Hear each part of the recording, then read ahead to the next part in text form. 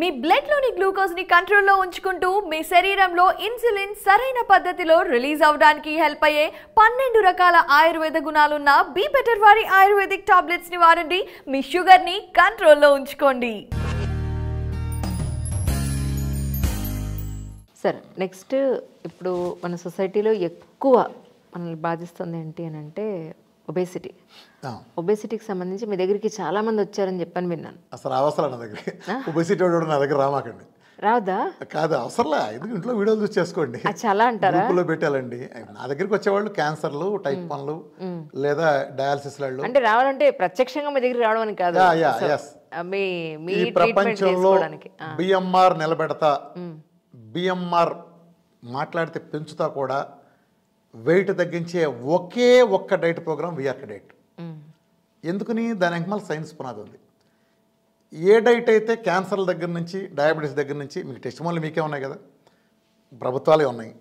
ఇప్పుడు నేను బసతారకం లాంటి హాస్పిటల్లో డాక్టర్ నోరి గారి పక్కన కూర్చోబెట్టుకుని నేను ఒక సెషన్ చెప్పగలిగానంటే, నా వెర్షన్ని ఆంకాలజిస్టుల టీంని బసతారకంలో చెప్పగలిగానంటే, అంత స్థాయిల ముందు మనం కూర్చొని క్యాన్సర్ గురించి కానీ ఇంకో దగ్గర చాలా మంది మాట్లాడగలమా? మెటబాలజీల గురించి మాట్లాడి వాళ్ళు మెప్పించి నేను ఒక వీడియో కూడా ఆయన చేశారంటే, చెప్పి ఒప్పించాను కదా, వాళ్ళు ఆచరించారు లేదని వేరే విషయం. చెప్పిందా ఆచరించాలి రూలే లేదు, కానీ నా సిద్ధాంతం కరెక్ట్ అని చెప్పి నేను వాళ్ళనే ఒప్పించాను కదా. అంటే ధైర్యంగా ఎవరిని ఫేస్ చేస్తున్నాను?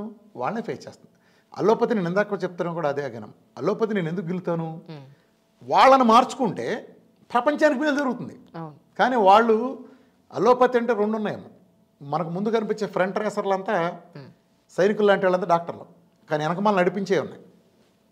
ఈ నడిపించే కేంద్రాలతో మాఫియా అన్నమాట. డాక్టర్లు కాదండి, డాక్టర్లు నిజంగా దేవుళ్ళు అంటాడు. నిజంగా కరోనా లాంటి వాటిలో దోచుకున్న పిచ్చి మాటలు మాట్లాడారమ్మా. ఏమంతా వాళ్ళ జీతం తప్పితే ఏమైనా వచ్చిందా వాళ్ళకి? చెప్పమ్మా. వాళ్ళు మినిమం తప్పితే వాళ్ళు ఎన్ని కష్టాలు పడ్డారు ఆ పర్మిషన్లు దానికంతా. దోచుకున్నదంతా జీవితకాలంలో చెత్తపుచ్చుకోకుండా చేయపుచ్చుకుండా చేసిన వాళ్ళు కదా చేసేదంతా.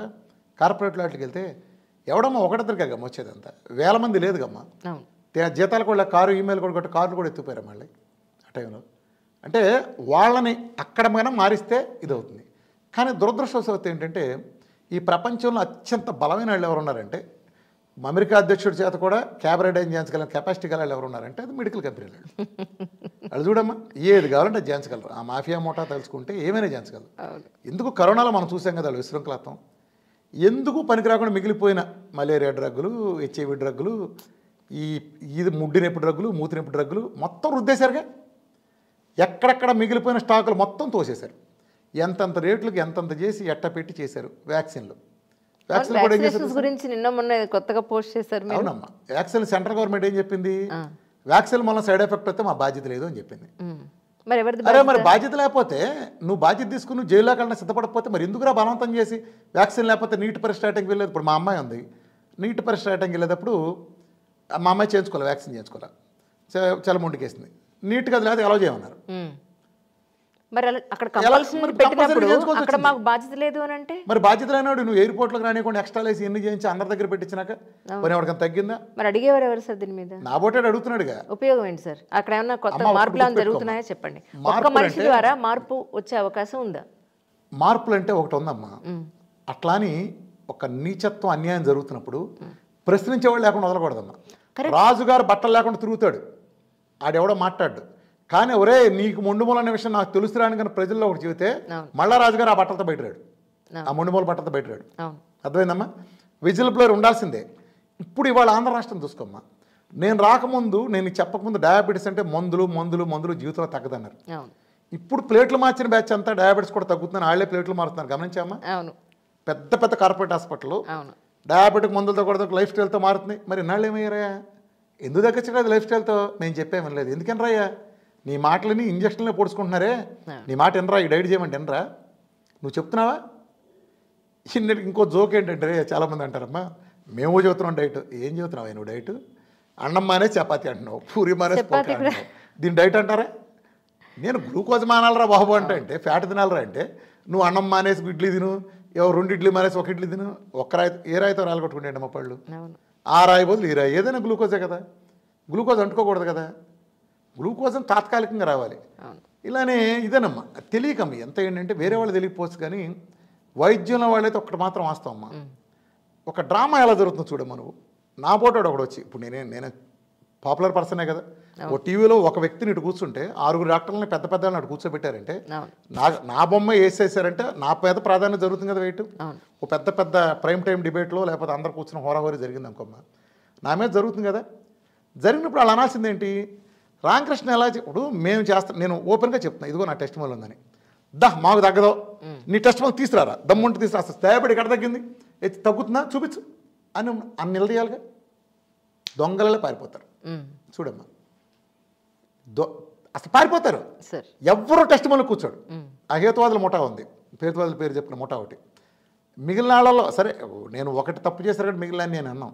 ఇప్పుడు సైంటిస్ట్ గొప్ప సైంటిస్ట్ ర్యాకెట్ ఎగరేసేవాడు ఉంటాడు, ఆఖరిలో తీసుకెళ్ళి ఆ దేవుడి దగ్గర దీని దగ్గర తాయెత్తో దాన్ని కట్టాడు అనుకోమ్మా, మీరు అతను అది సైన్స్ అవుతుందా, తాయెత్తు కట్టడం సైన్స్ అవుతుందా, ర్యాకెట్ ఎగరేసే నాలెడ్జ్ సైన్స్ అవుతుందా, తాయెత్తు కట్టాడు కరెక్ట్ అవుతుందా. అట్టానే ప్రతి వాళ్ళకి పుర్రుకో చిన్న బుద్ధి ఏదో ఉన్నట్టు ఈ మా హేతువాదులు కూడా మిగిలిన బాగానే ఉన్నా ఇట్లా ఈ సైన్స్ అనేటప్పటికి వాళ్ళకి పూనకం వస్తుంది.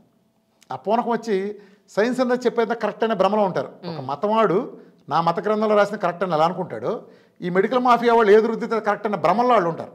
ఆ భ్రమలో ఉండి ప్రజలు అలా నాశనం చేస్తారు. నేనేం కొడుతున్నాను స్ట్రైట్ క్వశ్చన్, డయాబెటీస్ తగ్గినాడికి జైల్లో పెట్టట్టు అంటాను కదా, రౌడీ ఛాలెంజ్ అని తప్పించుకుంటారు. రౌడీ ఛాలెంజ్ ఏంటమ్మా, నువ్వు అంజలి నువ్వు ఫ్రాంక్గా చెప్పు, ఈ ప్రపంచంలో మందులతో దగ్గర ఒక పేరు చెప్పండి 2 కోట్లు ఇస్తాను బహుమతి నేను అన్నాను అనుకో, ఇది రౌడీ ఛాలెంజ్ అవుతుందా సైన్స్ ఛాలెంజ్ అవుతుందా? Science absolutely. ఎవడన్నా 1 కోటి మంది ఉంటే ఇది సైన్స్ ఛాలెంజ్ అంటారు రౌడీ ఛాలెంజ్ అంటారు? Science challenge. పోనీ మీ జాతకాత నా దగ్గర పంపండి, నీ దగ్గర లేకపోతే నేను 2 కోట్లు ఇస్తానంటే నేను ఇక్కడ పంది వల్ల బహుమతి అన్నాను. నేను బహుమతి అంటాం తప్పేం లేదు, తప్పలేదు. ఇదే కదా హేతువాదం అంటే. ఎందుకు పారిపోతున్నారు? నా మీద ఎవడో ఏడుస్తాడు అనుకో, చైనాలో నేను అవార్డు తీసుకున్నా, ఒకడు అంటాడు నీ చైనా బండారం బయట పెడతా అంటాడు. బండారం అనే మాట ఎప్పుడు మాట్లాడాలి? నీ దగ్గర కాంక్రీట్ ఇన్ఫర్మేషన్ ఉండి రేపో మాపో బయట పెట్టని అడిగినప్పుడు బండారం వాడాలి. ఆడేమంటాడంటే ఇచ్చే స్టేట్మెంట్ కూడా నేపాల్ హైదరాబాద్లో నేపాల్లో 10 మందిని పిలిచి సెట్టింగ్ చేస్తే చైనా అవార్డులు చాలా తీసుకోవచ్చు అంటే నీ ఉద్దేశం నేను నేపాల్ వాళ్ళతో సెట్టింగ్ చేయించి ఒక సూటు బూట్ వేసుకుని అవార్డులు హైదరాబాద్ తీసుకున్నానని. మరి పనికిమాలాడ మరి చాంగ్చింగ్ హైజీ university world one of the top యూనివర్సిటీలో మరి నా ఫోటోలు ఎందుకు వేశారు అక్కడికి? పోనీ ఆ పేర్లన్నీ ఉన్నాయిగా, చైనాలో మన ఇండియన్స్ బోల్డ్ మంది చదువుతున్నారుగా, ఈ కమ్యూనిస్ట్ బ్యాచ్ అంతా చదువుతున్నారుగా, వెళ్ళండి అక్కడ ఉందో లేదో తెలుస్తుందిగా, నా పేరు ఉందో లేదో కొడితే తెలిపోద్ది కదా, నా సర్టిఫికేట్ కరెక్టో కాదో అందులో ఉన్నాయో తెలిపోతుంది. ఇవాళ తేల్చడం సేపమ్మా ప్రపంచంలో, మరి ప్రూవ్ చేయొచ్చు కదరా, బండారం బయట పెట్టచ్చు కదరా. అసలు బండారం అని మాట్లాడుతున్నావు అంటే ముందుగానే అంటే నీ కడుపుబ్బరం, నువ్వు నమ్మలేకపోతున్నావు. వీడేంటి ఇప్పుడు వీడేంటి అలా అసలు అక్కడికి వెళ్ళి అవార్డు తీసుకుంటూ వెండి నువ్వు నమ్మలేక దాన్ని బండారం అంటున్నావు. నువ్వు నమ్మలేనప్పుడు బండారం అనకూడదు. పనికిమాలోడా నువ్వు హేతువాది అయితే ఏమనాలంటే నా దగ్గర ఈ ఆధారం ఉంది, వీడు పనికిమాలోడే చెప్పాలి. నీ దగ్గర ఆధారం ఏముందిరా, ఎందుకు జరిగి నేను ఓపెన్గా పెడుతున్నా, అది కాదని నువ్వు ప్రూవ్ చేయి. ఒరే నువ్వు ప్రూవ్ చేస్తే నీకు 2 కోట్లు ఇస్తానని చెబుతున్నా. ఇంకో ఆఫర్ కూడా ఇచ్చానమ్మా, ఎవడన్నా పనికిమాలని నా గురించి మాట్లాడినప్పుడు ఏం చేయాలి, నా సిద్ధాంతాన్ని వ్యతిరేకించాలి, అంతే కదా. రామకృష్ణ నువ్వు ఈ సిద్ధాంతం చెబుతావు నెయ్యి వేసుకోమని, ఈ నెయ్యి వేసుకుంటే ఇలా పోతాడు, ఇలా కోడిగుడ్డు ఎలా తింటే ఇలా పోతాడు, ఇలా నువ్వు చెప్పాలి. అప్పుడు సబ్జెక్ట్ మాట్లాడదాం, నా సైన్స్ పేపర్లు నేను తీసుకొస్తా, నా టెస్ట్ మోల్ని తీసుకొస్తా, కూర్చొని మాట్లాడు కదా. కరెక్ట్. నా ముందు తీసుకొచ్చినాడు ఎవడైనా ఈ మాట్లాడేవాడిని ₹1,00,000 బహుమతి ఇస్తాను యాంకర్కి అని చెప్పి, యాంకర్లు అందరూ ఫోన్ చేస్తారు, అందరి మీద ఎగలుతావు కదా, ఎగేసుకెళ్తావు కదా, రమ్మంటే నేను ఎందుకు రావాలని అంటాడు ఎవడు అడిగారు. కానీ నువ్వు రానాడు ఎందుకు వెళ్తావు, నోరు మూసుకుని కూర్చోక నీ సబ్జెక్ట్గా పిల్లలాట గోళీలు ఆడుకో నీకెందురే, పెద్ద పెద్ద ఇంటర్నేషనల్ క్రికెట్ గురించి నీకెందురే, గోళీలు ఆడుకుపోయి ఇట్టడి తిప్పేవాళ్ళతో ఆడుకో నీకెందుకు అంటే నేను మాసేనమ్మా, నేనేమి పద్ధతిగా తెల్ల చొక్క బనీని వేసుకొచ్చి నాయనలారా నేనేం చెప్పను, నేను పూర్వమాస నాయల్ని. నేను రారా నా కొడుకంటే రారా నా కొడుకు పెరిగిన కృష్ణా జిల్లాలో పెరిగిన పక్క నాటు నాయల్ని, అంతే. నాటుగాని కొడతా నేనేం క్లాసా తొక్క అవన్నీ నాగాలి సస్తే పడదు ఈ క్లాస్ అంటే. ఎందుకని అవతలాడు తప్పు చేస్తున్నాడు కాబట్టి. నువ్వు హేతువాది కదా, ఆడేవాడు ఇంకో పనికి మళ్ళీ అంటాడు ఈ శతాబ్దంలో కీటో డైట్ అత్యంత ఫెయిల్యూర్ రేట్ అని తేల్చేశారు అని ఒక పకోడి గడి చెప్తాడు. ఊరు ఎవడు చెప్పాడు నీకు తేల్చేసి, ఎవడు నీకు చెప్పిందన్నమాట అని నీకు వచ్చేవాళ్ళు చెప్పారా సన్నాసులు. ఆడో పేపర్ తీసుకొస్తాడు, ఊరే దానికి అగైనెస్ట్గా 1000 పేపర్లు ఉన్నారా. ఇప్పుడు ఒక మెడికల్ కంపెనీ వాడు దేన్ని ఎంకరేజ్ చేస్తాడు, వాడు వ్యాపారం పెరిగేది ఎంకరేజ్ చేస్తాడు, వ్యాపారం పెరిగేది ఎంకరేజ్ చేస్తాడు. ఇవాళ కూడా వ్యాక్సిన్లు తూచన్నారు, నా పోటీ ఎంత ఫైట్ చేశాడు వ్యాక్సిన్ల మీద. పిట్టలు రాలేడు రాలేరు మా బోల్డ్ మంది, పిట్టలు రాలండి నా కళ్ళెదురుగుండా. ఆటో డ్రైవర్తో చనిపోయాడు, పేట్ల మీద పెళ్లి కూతురు ఎలా పడిపోయింది, అకస్మాత్తుకు వచ్చే గుండె జబ్బులు, ఇవాళ వాస్కులర్ నెక్రోసిస్. ఆ ట్రీట్మెంట్ మూలం కాదమ్మా. ఎంతమంది పిల్లలకి 30 ఏళ్ళు 40 ఏళ్ళు వస్తారు, నడువు విరిగిపోతుంది అమ్మ నడుస్తు అంటే. తప్పుడు వైద్యం కదమ్మా. స్టెరాయిడ్లు కొట్టించిన మ్యూకర్మైకోసిస్కి ఎన్ని కోట్ల మంది బలయ్యారమ్మా. ఇండియాలోనే ఎందుకు బలయ్యారు? రెమెడీస్ ఎవరిని దేవుణ్ణి చేశారు, ఏది ఇప్పుడు ప్రోటోకాల్ ఉందా జైల్లో పెడతారు ఇప్పుడు కనుక మాట్లాడితే. ఇన్ని చేసేసాం. ఒక్కోదాన్ని ఎంత రేట్లు పెట్టాం? 800 రూపాయలకు దొరికేదాన్ని తీసుకెళ్ళి లక్షల రూపాయలకి అమ్మాం రెమిడిసివర్ని. దేవుణ్ణి చేసాం, ఒక దేవుణ్ణి సృష్టించాం. మరి వాళ్ళ ప్రోటోకాల్ ఎందుకు లేదు? ప్రజలు కూడా నేను సూటుగా క్వశ్చన్ అడుగుతున్నానమ్మా. మన సెకండ్ వేవ్లో చాలా వాడారు, ఫెవిపిరావర్లు, హైడ్రోక్సిక్లోరోక్విన్, రెమిడిసివర్లు, స్టెరాయిడ్లు. ఇప్పుడు కోవిడ్లో ప్రోటోకాల్ నుంచి గవర్నమెంట్ ఎందుకు తీసేస్తుంది? చెప్పండి.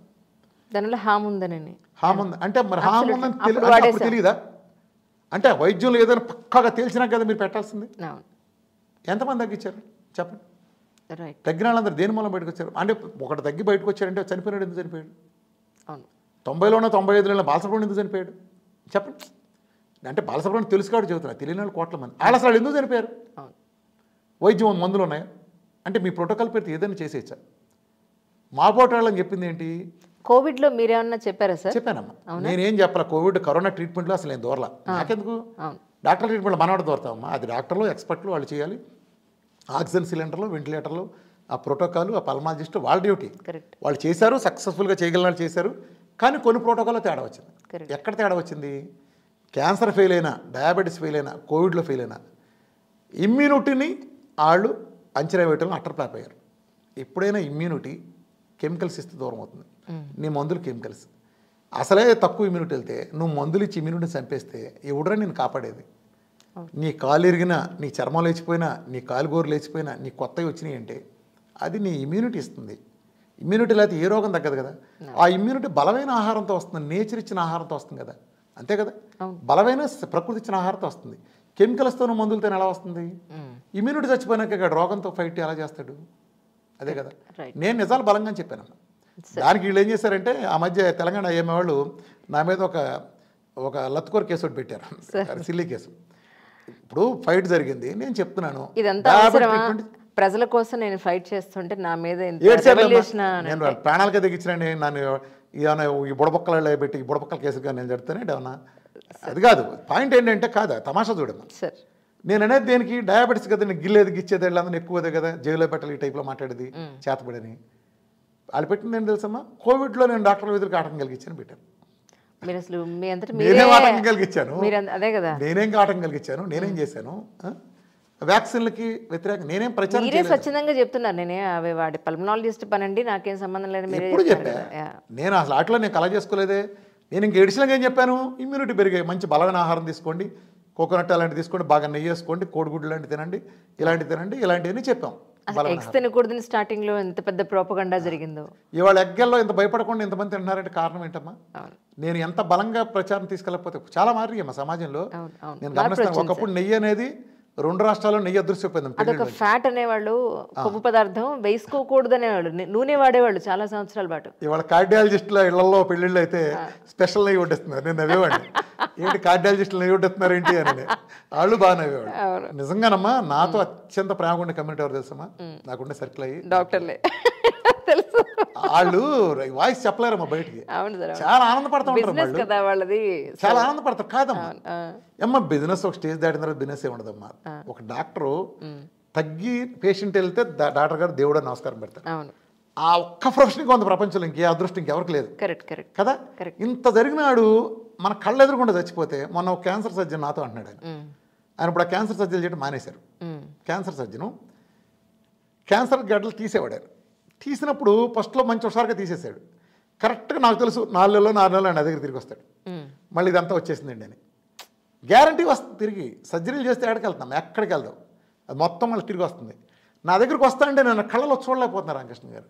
నేనేం చేసుకున్నా డబ్బు నాకు ఎలా అరుగుతుంది? వీడిగా వాళ్ళని తీస్తున్నా ఈ మొక్క, వీడు మళ్ళీ ఖచ్చితంగా దీని మీద 6 నెలలు వస్తాడా, 3 నెలలు వస్తాడా, వాడి కెపాసిటీని బట్టి, లేదా 2 సంవత్సరాలు వస్తాడా, వచ్చి తీరతాడు. ఆ వచ్చాడు సార్ మనం మీరు సర్జరీ చేశారు మళ్ళీ వచ్చాను అన్నప్పుడు నేను మొహం చూడలేక ఆయన ప్రొఫెషన్ మానేశాడు. ఆ ప్రొఫెషన్ అంటే ఏం జరుగుతుంది అక్కడ? నువ్వు సంతృప్తి పడితే అదే వచ్చి డాక్టర్ గారు దేవుడు అండి మీ మూలన ఎట్లా ఉన్నామండి మా కుటుంబం నిలబడిందంటే ఎంత జరుగుతుంది? వాళ్ళు అదే కోరుకుంటారు కమ్మా. కానీ వీళ్ళు ఏం చేస్తారు? కట్టేస్తున్నారు. ఆ ఇన్సులిన్ మూలన ట్యాబ్లెట్లు మనం ఒక్కడ తగ్గుద్దామా? కానీ ఇన్సులిన్ రాయకుండా వీళ్ళు ప్రోటోకాల్ ఎక్కడైనా ఉంటుందా? రాగానే ట్యాబ్లెట్లు ఇన్సులిన్లు ఆ మొదటి స్టెప్ పెట్టే కదా. ఆ మొదటి స్టెప్ మెట్ఫార్మిన్ పెట్టి B12 2000 పైన కొడుతున్నాం. ఇవాళ చూస్తున్నా థైరాయిడ్ ఆ ట్యాబ్లెట్లు వాడి లేదా ఈ కోవిడ్ వచ్చిన తర్వాత టీపీఓలు యాంటీ టీపీఓ చేయిస్తే 1500 2000. ఆ B12 చూస్తే 2000 పైన, ఆ పైన ఎంత ఉందో తెలియదు. అన్నీ విపరీతంగా పెరిగిపోవటం రిపోర్ట్స్. డి విటమిన్ చూస్తే 4-5 ఉంటుంది.